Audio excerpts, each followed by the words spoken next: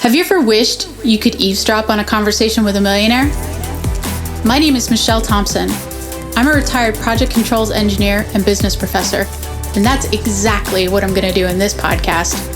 I get to ask the questions that everyone else wishes they could.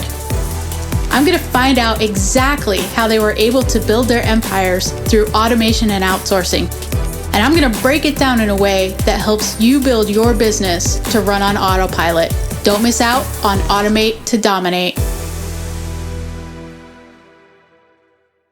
Okay, awesome. Sorry. No problem. We should be good now.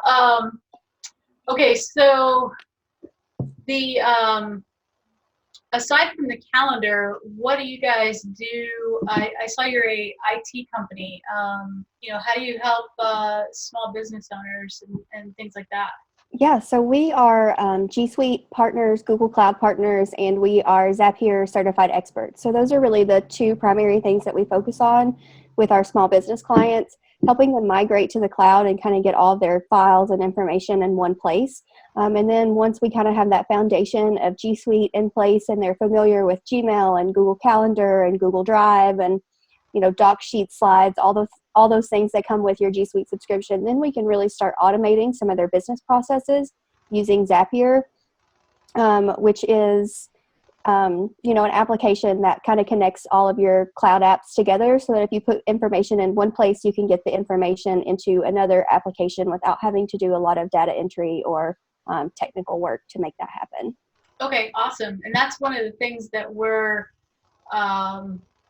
super in tune to is we try to get as many robots to do as much work for us as we possibly can. Yeah, absolutely. Robots are way cheaper to hire than people is what we always say. And robots rarely fail and they don't call in sick or need vacation time. They work for you 24/7. So we love robots so that your people can focus on what they're really good at. And so your business can continue to grow without, somebody having to spend 10 hours a week just doing data entry type things.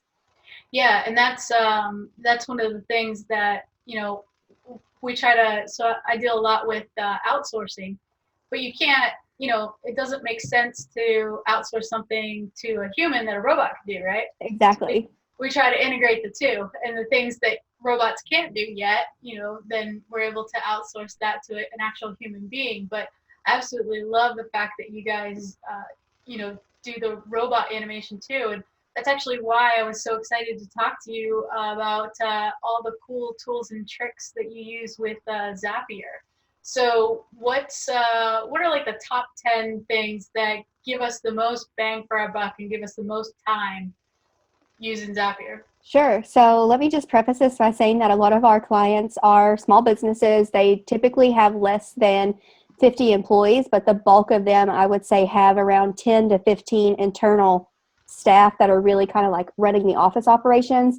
So we have manufacturing clients, transportation, hospitality. So they're in industries where maybe they have workers that aren't as important to the office infrastructure. But that's what we're really focused on is kind of the internal piece that's helping the rest of the business run.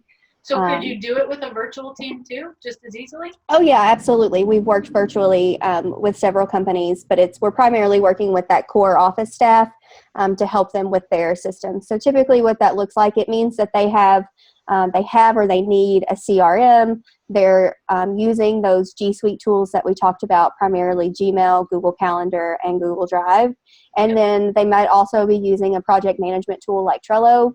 And as far as like marketing, they may be doing some social media type ads as well. So I just want to say that because a lot of the things that I have on my kind of list all kind of fall into those categories because it's a universal need for any small business. You're going to need that kind of foundation of things to help you grow your business. So now we absolutely integrate it. That's what we use. We use the G Suite platform, but then also I found out today, this is really cool. So Basecamp is actually coming out with a free option. So you can have 3 tasks and up to 20 users. Nice. So if you have like a small business, who maybe is trying to keep their budget or whatever, I was really happy to see that Basecamp does that. Do you guys integrate with Basecamp too? We have not used Basecamp in probably like 4 years. So I know that it's completely different than it was when we were using it. And we've not had any clients that have used it either. So it's changed a lot since the last time that we were in there, but we've worked with some similar kind of project client management type things. So keep that in mind as I'm going through my list too, is that, I might say Pipedrive, which is the CRM that a lot of our clients use, but almost any CRM out there has a Zapier integration. So even if it's not the one that I'm specifically mentioning, if you have something similar, there's probably an automation for it as well. Sure. Awesome. All right. Well, I'll try to stop interrupting and let you do your thing. No worries. So probably my favorite Zap is the ability to add an attachment from an email directly to a client's Google Drive folder. Because how many times have we needed that attachment, but they sent it to us a week ago or 6 months ago, and now you have to search your inbox for it. You're trying to find it. You downloaded it originally, but you have no idea if you downloaded it to your desktop or your Google Drive or wherever it is. So if we can just go ahead and extract that attachment and add it directly to their Google Drive client folder, that is such a time saver, because if they're sending you an attachment, there's a reason they're sending it to you. So you're going to need it eventually. So let's go ahead and get it in a place where you can easily access it. The only kind of thing there that you have to remember is that you have to save your client folder by the email address that they're using. So where you might typically store me as Jessica Bledsoe, I need to be Jessica at Elevate by RCN. That way Zapier can find me and put my attachment in there. And Zapier walks you through kind of all these little idiosyncrasies as well in terms of how to set it up. So it'll kind of walk you through step by step on what you need to do so that you can get it set up right the first time. Okay. The next one would be creating a Trello card from a new email. So a lot of times, again, we get emails from people where they're asking us to do a task, and we try to manage all of our tasks in one place so we can create a new Trello card from an email. The way we have this set up is so that if I apply a filter to that email, then it will automatically add the email as a Trello card, because obviously not every single email needs to have a Trello card created for it. Sending emails from Gmail for a new Facebook lead ad. So if you're running a Facebook lead marketing campaign and someone fills out that kind of web form that you set up, you can go ahead and automate the process of sending them an email. So it could be something as simple as thank you for submitting your form, here's some information. Or you can go ahead and send them a link to your calendar too, where they could book a follow-up call with you. So it just kind of helps you contact that lead as soon as they've made that initial contact without maybe waiting a day or so before you get around to it. Go ahead and automate that so that you continue to stay kind of top of mind for them and they don't fall through the cracks or change their mind about wanting to talk to you. Right. That's such a huge gold nugget right there. Yeah, because if they've submitted that lead ad, they're excited about it already. So let's not give them 24 hours to change their mind, right? Let's go ahead and get in their inbox and take that next step with them. So if you already know what that next step is, go ahead and create a template email that can be sent out as soon as they submit the form and get that next step going. Awesome. Love it. So kind of in that same line is to send an email for a new Google form submission. So if you have someone that's submitting a Google form or even a type form, really any sort of form, you can go ahead and trigger a Zap to send them an email upon submitting that form submission. So we have a client who she helps people write books for their businesses. So business book authors. And she has a couple of different forms on her website, and based on the form that they fill out, she has different information that she wants to send them. So if she receives a form submission for a potential new author, then they get an email that lays out exactly what the next steps are as far as getting a time on her calendar. They can go ahead and submit a first draft of their blog or of their book or their book cover, things like that. So so it really kind of just, like I said, it gets into those next steps without you having to be the one to take the action, because we can get just so caught up in our day-to-day that our inboxes get out of control. Email is one of the easiest things that you can automate right off the bat, because that's where you spend so much of your time. And if you can get out of your inbox a little bit, you'll get so much more time that you didn't even realize you were spending, because you're oh, it's an email. It takes me a minute to send it. But if you're doing that, 15 times a day, and then it's not just the time it takes to send it, it's the time it takes to get back into the task you were working on before you sent that email as well. So all those little things really do add up, especially over the course of a year, or if you have a large team in place or even a small team. That 15 minutes multiplied by 5 now just came. Yeah, that's such a huge thing. I know Tim Ferriss talks about only checking his email twice a day, basically once in the morning and once in the early afternoon. And I at first I thought, oh my gosh, there's no way I'm going to be able to do that, right? But then once I implemented it, it was amazing how much time you got back. And then if you were to add in, the robot, so you don't even have to deal with half of your inbox. Yeah, that's just absolutely amazing. And you don't think about, how much brain width you're wasting by going back and forth, because you're thinking about this topic and then that email pops up and then it takes 5 minutes to go back to think about that topic and you got to get back in the zone of copywriting or whatever you were doing. Exactly. Yeah, absolutely, totally on board with that. This has absolutely nothing to do with Zapier, but I actually turned off all the notifications on my phone too, so I no longer get those like email pop-ups. I don't get any sort of social media alerts, just because I'd be sitting here typing out content and then my phone would vibrate and I'd look over and I'm like, oh, what does that email say? And before you know it, I've lost an entire hour because now I'm fully in my inbox and I'm like, oh, well, this will only take me a minute. This will only take me a minute. This will only take me a minute. Yep. And then my day's gone and I never actually accomplished the task that I set out to do. So, right. So those, anytime you can minimize those distractions, it's going to make your life a lot easier when it comes to actually checking things off your to-do list. Awesome. Love it. So Google Calendar, those creating events from a Google form submission is something that has worked really well for a number of people, but specifically I work out of a co-working space a couple days a week, and there are, I would say probably 24 different businesses that are in and out of that space, and we have a primary calendar that everyone has access to, and they were having to email the director of operations anytime they had any sort of event, and she would have to manually add it to the calendar, and now we can we just have a form on the website that everyone can fill out with an event that they have that they're hosting, and it automatically gets added to that kind of master calendar event. So when you have someone like your director of operations who's having to take time out of her day to add 5 different calendar entries, that's just not a great use of her time. Right. So. Yeah, not very efficient at exactly. the hourly rate she should be billing, right? Exactly. That's where I come in. Perfect. Find somebody who can do that a whole lot less expensive. But I guess you got a robot that does it, so. Yeah, and there's always going to be things that robots can't do, that it does require a human to step in and fill that gap. But if it's something a robot can do, go ahead and let the robot do it. Sometimes it's hard for us to release control a little bit, and maybe you're not super trustworthy of technology. But what we love about both Google and Zapier is that these are tools that have been around for a really long time now. They're tested, they're secure. They are more than willing to go over step by step with you exactly how everything works, and we're always happy to do the same with our clients too, to kind of give you that peace of mind. But I would say, honestly, 100% of the time, by the time we're done, our clients are like, how did we ever work before? We are so much more efficient now. How were we ever even getting anything done before we deployed these robots into our business to do some of these things for us? So it's a really noticeable difference. Yeah, for sure.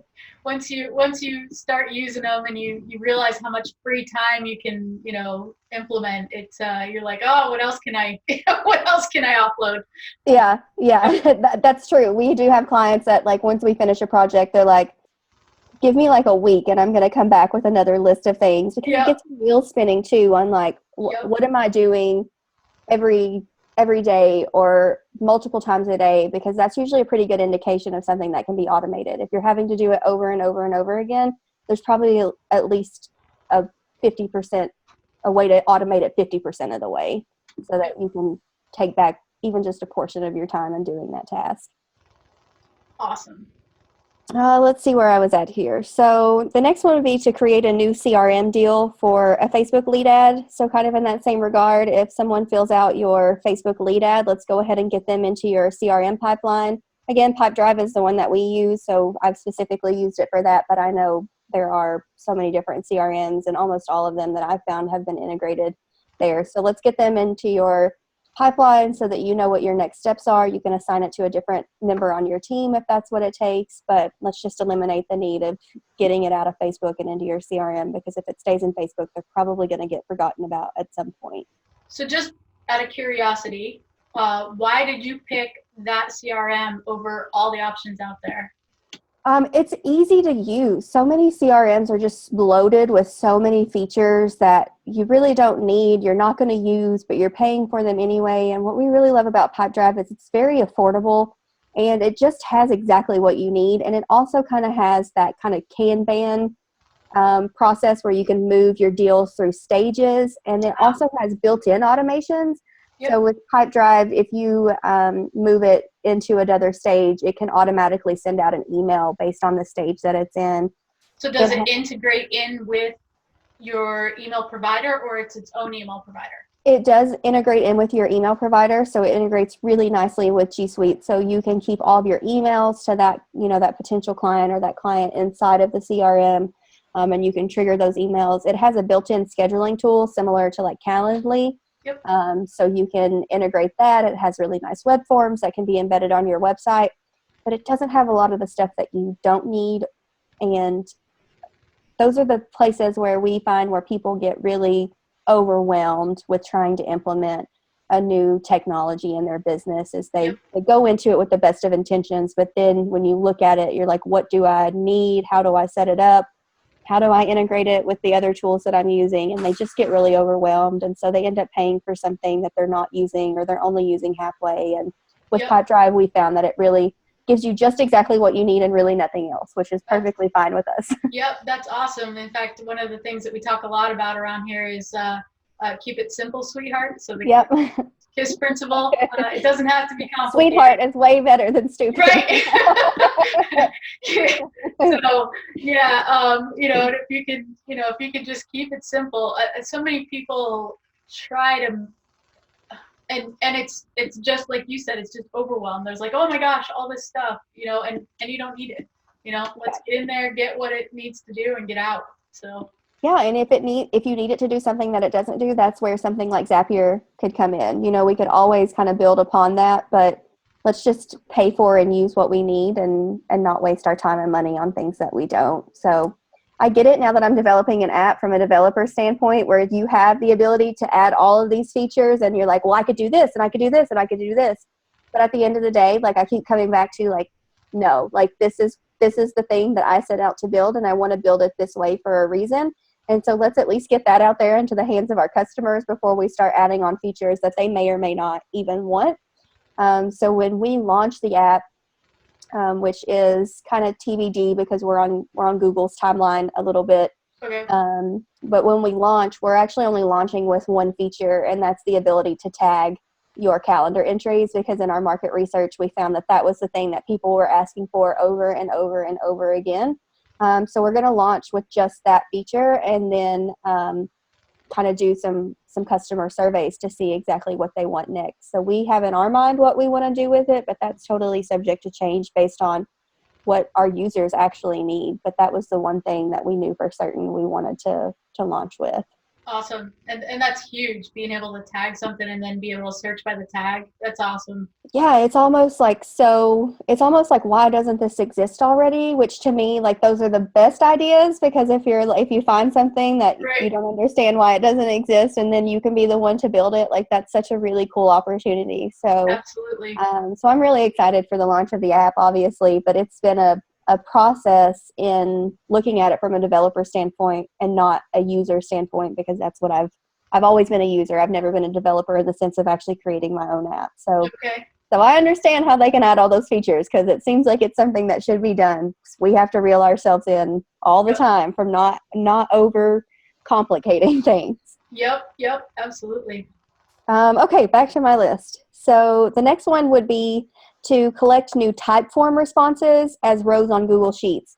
So I love Google Forms because it automatically does that for you. It'll add your responses to Google Sheets, but I get that Google Forms are not as pretty as type forms. And so if you are somebody who just will not give up your type form in lieu of Google Forms, then that kind of solves that problem. We can at least get it into the spreadsheet, because once it's into the Google Sheet, then that's really when we can, again, start looking at the data. Data is so important to us, but it should be important to everyone, because data is really how you can make better decisions about the growth of your company and how things are going. And if you don't have the data, you're really just taking a guess, an educated guess, but it's still just kind of a guess without the data to back it up.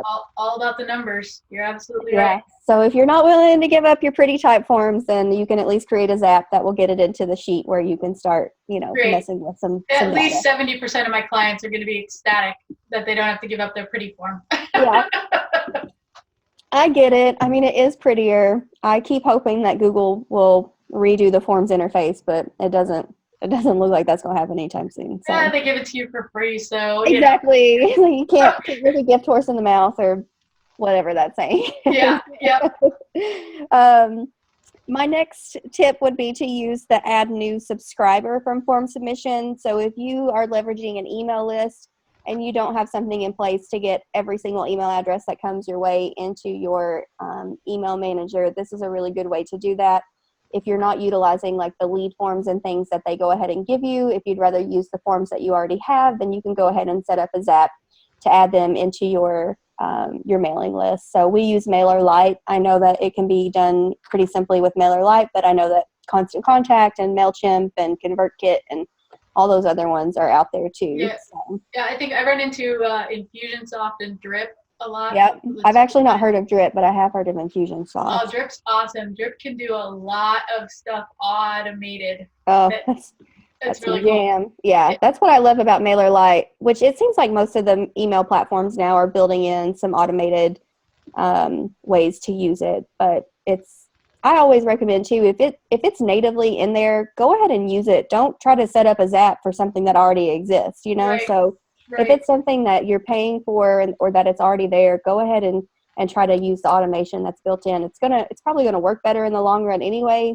And Zapier's not, I mean, it is free to a point, but when you're at a certain point, after so many actions, you start paying for it. Yeah, you start getting paid. You have to pay for it. So it's not, it's not completely free. So go ahead and take advantage of all the things you can for the apps that you're already using. And most of them are fortunately starting to build in some of those native automations. So can I ask a side question about that? Yeah. So I have a lot of colleagues who use, instead of using Zapier, they use If This Then That, which is the free version. Have you been able to play with that at all? So when If This Then That and Zapier first kind of emerged, we kind of played around with both of them. And we just found that Zapier was just easier to use, and also the way that it helped you set up was easier, because also if you can do it yourself, do it yourself. Don't pay me to do something that you can do yourself. Right. So if I can point you in the direction and you want to try it yourself, then absolutely go for that. And we found that for the clients that we were working with then and even now, that Zapier was just a little bit better for the guided setups and ways to set it up. And then I don't remember exactly what it was, but If This Then That no longer works with something really important. I can't remember exactly what it was, but I noticed a couple of months ago that it said this If This Then That integration was no longer being supported. And if that had happened to us on Zapier, we would have been scrambling to figure out what we were going to do to replace it. So yeah. And I mean, at the end of the day, it's automating so much that the price that you pay for Zapier is so minimal compared to what you're getting. If you look at, the way I look at everything now is what is my time worth, and then what am I going to have to pay to eliminate this? And if it's going to save me even $1, then I'm willing to go ahead and do it, because it's that mind space too. It's not just the time, it's you're freeing up your energy and your mind to be able to think about other things and not have to worry so much about all the things that you have to do. So if you could take your to-do list from 15 items to 5 items for $40 a month, then that's gonna make sense to do it. Right, absolutely. Yep. Okay, so I think we're on our last two here. So the next one would be to create a new invoice from a Google Sheet row. So this one has some pretty specific applications, but if you're using QuickBooks, there are several different ways that you can automate your invoicing process. So a lot of times what we'll find is that QuickBooks is like the last step for people. Like they know they have to use it, but they like wait until everything else is done before it actually gets put into QuickBooks. Right, exactly. So if we can, it's because we all hate accounting. Oh, I get it. I have outsourced that piece of it because I hate it so much, so much. So I totally get it, and I empathize with those people. But if you can automate going ahead and generating that invoice in QuickBooks, let's go ahead and do that. So one way to do that is if you add it to a Google Sheet row, because a lot of people do track their income inside of like a spreadsheet.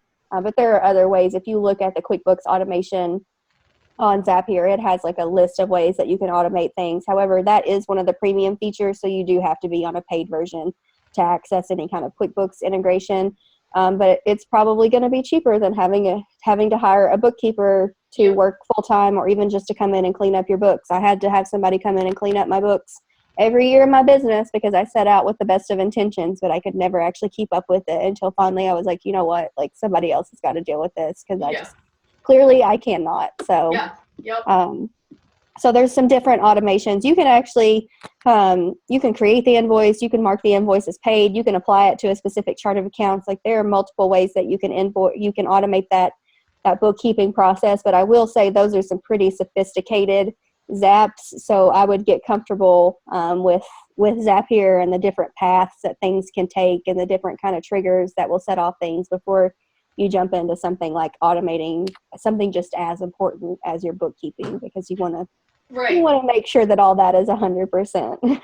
So let's say, we have some subscribers here who are listening to this and they're like, hey, this is awesome. And you know what? I want the done for you version. I want, Jess, I just want you to come in and do it for me. Yeah. How do they hire you? And what do you, I know it's going to vary, but ballpark, what do you guys charge and how can they get in contact with you? Yeah. So if you go to our website, which is elevatebyRCN.com, there is a schedule your discovery session button that you can click and fill out. So we always start with a free discovery session, which is where you just kind of brain dump on us all the things that you're doing that maybe you don't want to do, and we'll figure out if it's possible to automate it or not. And then we'll kind of come back to you with a plan of action.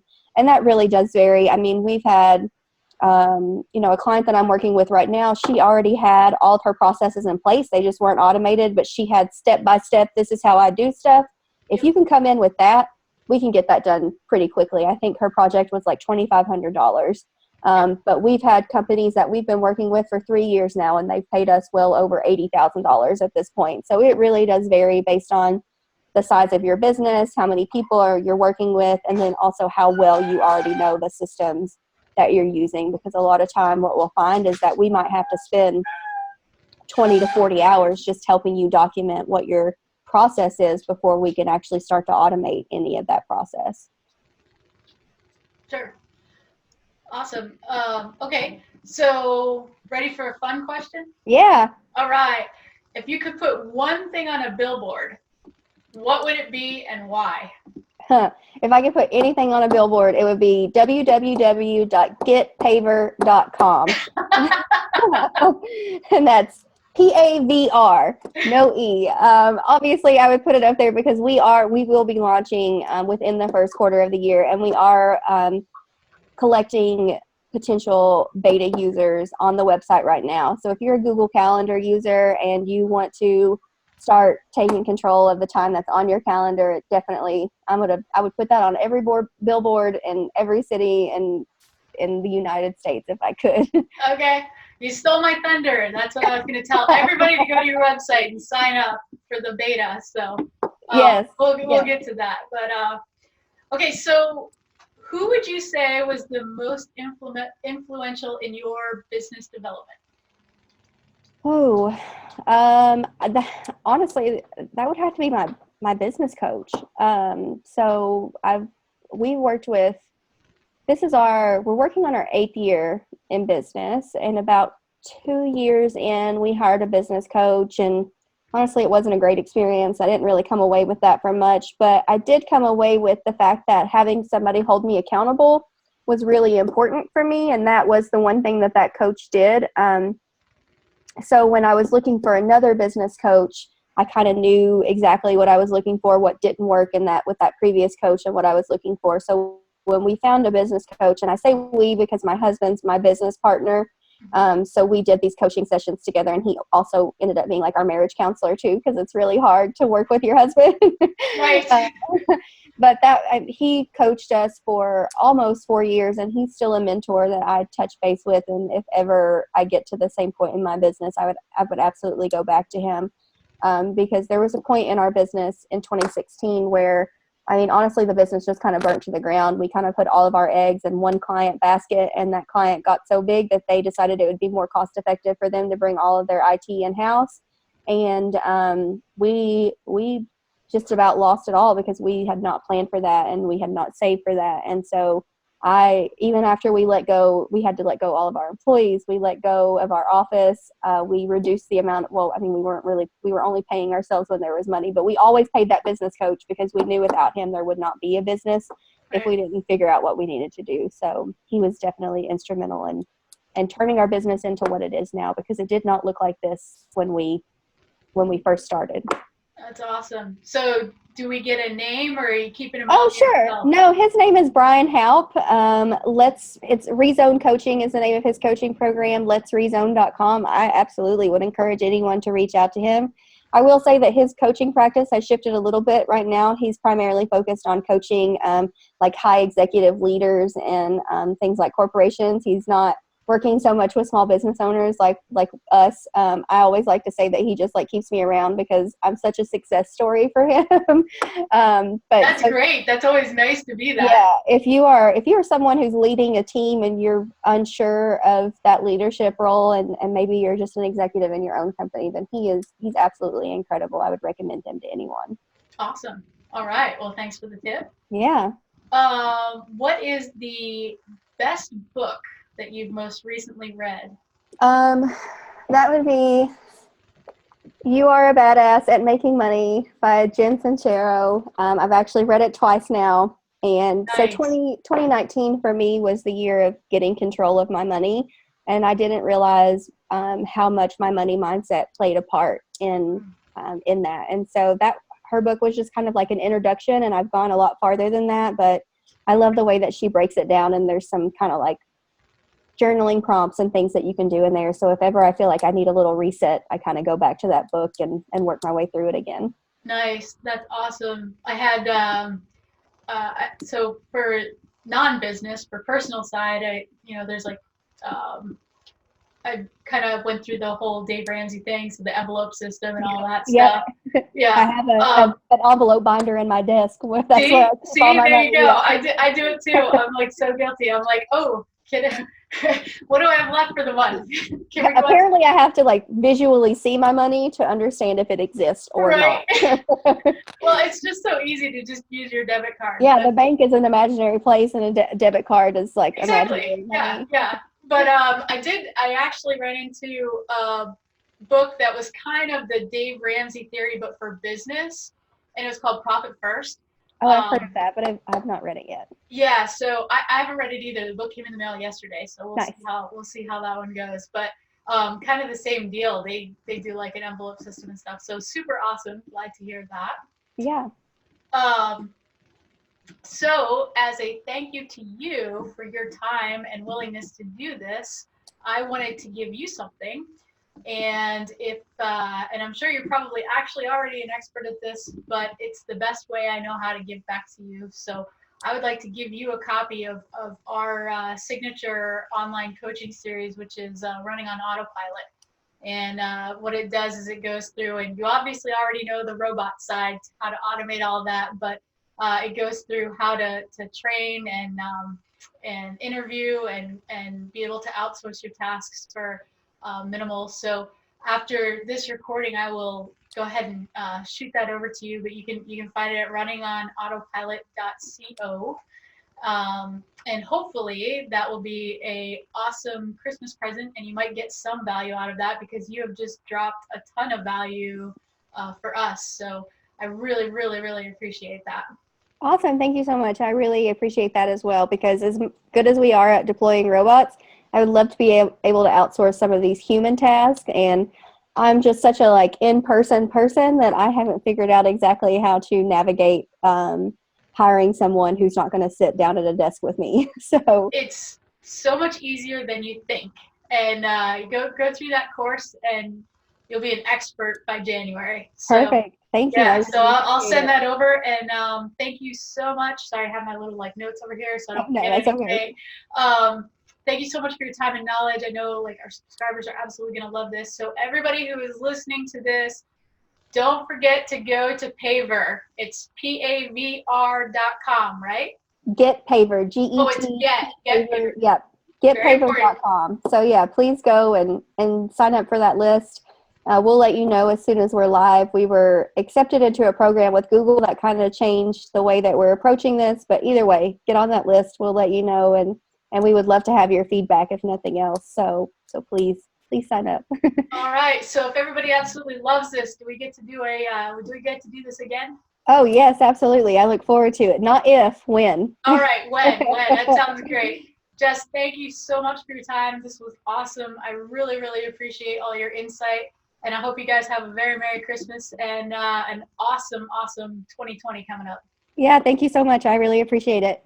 Thank you. Have a good day. You too. Okay, bye. Bye.